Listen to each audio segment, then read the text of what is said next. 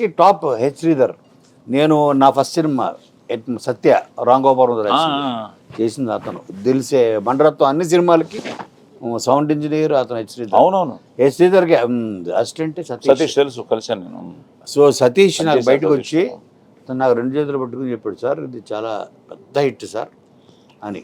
అందుకనే నేను కూడా అంతేనయ్యా. ఒక సినిమా నేను హీరోగా చేసినప్పుడు ఫస్ట్ కనుక్కునేది వీళ్ళనే.